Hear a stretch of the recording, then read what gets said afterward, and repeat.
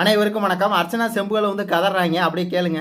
சொல்லியிருந்தா அதெல்லாம் கேர் பண்ணிக்கவே மாட்டார். ரவீந்தர் ரிவ்யூவை யாருமே பார்க்க மாட்டாங்க. நான் திரும்ப சொல்றேன், அவருக்கு இவர் மேல நிறைய ரெஸ்பெக்ட் இருக்கு, நம்ம எல்லாம் பாக்குறோம். இவர் ஒரு கருத்தை சொல்றது வந்து நிறைய பேரை இம்பாக்ட் பண்ணும். நான் திரும்ப சொல்றது அதுதான்.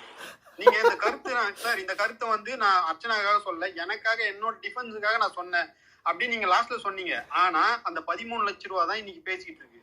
ஒரு இப்போ என்னென்னா உட்காந்து கதறுன்னு கதறாங்க. நேற்று ட்விட்டரில் வந்து ஸ்பேஸ் போட்டு பேட்மேன் வந்து வர வச்சு நீங்கள் 13 லட்ச ரூபா வந்து அர்ச்சனா கொடுத்துருக்குன்னு சொன்னோன்னே கதறானுங்க. கேட்கறதுக்கே சூப்பராக இருக்கு. இபிபி வாசல்ல ஒருத்தன் நிக்கிறான் அப்படின்னு சொன்னதுதான் இங்க நிக்குது. புரியுதுங்களா? அந்த கருத்தை சொல்லிருக்க வேண்டாம்.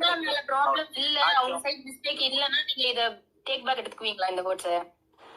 நான் உங்களுக்கு நான் இப்ப நான் ஒன்று சொல்ல ஆரம்பிச்சோன்னா திடீர்னு 2-3 பேர் டக்குன்னு பதில் சொல்ல வந்தீங்கன்னா அது அந்த டாபிக் கட் ஆயிடுது. நான் சொன்ன வார்த்தை இது. நான் வந்து அர்ச்சனா வந்து சீட் பண்ணி சொல்லல அப்படின்றத முடிஞ்சா ஒரு ஷார்ட்ஸ்ல கூட மென்ஷன் பண்ணி போட்டுருங்க சார். எப்படி பாருங்க பேசுறாங்க பாருங்க, எப்படி பிச்சை எடுக்கிறாங்க, எப்படி காலை விழுகுறாங்க பாருங்க. சார் சொல்லிடுங்க சார், நான் தெரியாமல் சொல்லிட்டேன்னு சொல்லி நீங்கள் சொல்லிடுங்க சார். சாஸ்டா கூட போட்டுருங்க சார். அதுலேயும் ஒருத்தன் சொல்கிறான் அவங்க வீட்டில எல்லாம் தெரிஞ்சிருச்சுங்கிறான். இது ஒரு பொண்ணோட வெற்றியை வந்து இழிவுபடுத்தாம இருக்கிறதுக்கு நீங்க செய்யற ஒரு சின்ன ஒரு உதவியா இருக்கும். இதை மட்டும் முடிஞ்சா ஒரு பொய்யா சொன்ன அப்படின்னு நீங்க சொன்னீங்கன்னா அது பெட்டரா இருக்கும். ஏன்னா நீங்க சொல்றது உண்மை நம்பிட்டு இருக்காங்க. அதை வச்சு ஒரு பாயிண்ட். ஏன்னா நான் பேசியிருக்கேன், நான் வந்து அர்ச்சனா ஃபேமிலியில பேசியிருக்கேன். அவங்க ஃபேமிலியில ஒரு இஷ்யூ போயிட்டு இருக்கு. அவங்க இன்னைக்கு வரைக்கும் வந்து பார்த்தோன்னா போஸ்ட் போடல, வீடியோ போடல, எதுவுமே இல்லை. அவங்களுக்கு அவங்க ஃபேமிலியில ஒரு பிரச்சனை போயிட்டு இருக்கு. ஓகேங்களா?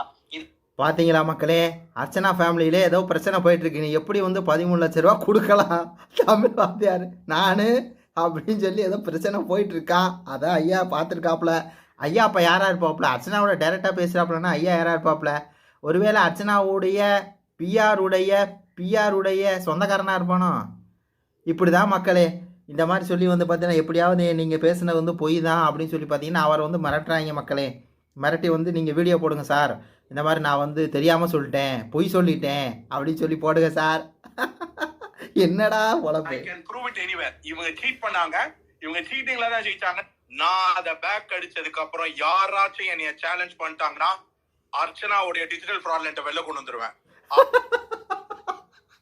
அவர் என்னடாண்ணா முடிஞ்சா என்னை சேலஞ்சு பண்ணுறா, நான் வந்து அர்ச்சனாவுடைய ஃப்ராடை நான் வெளியே கொண்டு வரேன், அர்ச்சனா ஒரு ஃப்ராடுன்னு சொல்கிறேன்.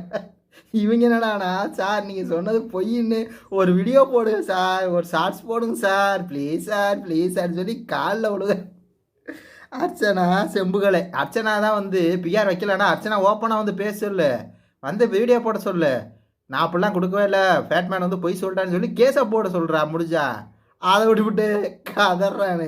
ஐயோ வெக்கம் கேட்டவங்களா இருப்பாங்க போல இருக்குச்சா. நல்லா பார்த்து சிரிங்க மக்களே. நன்றி, வணக்கம்.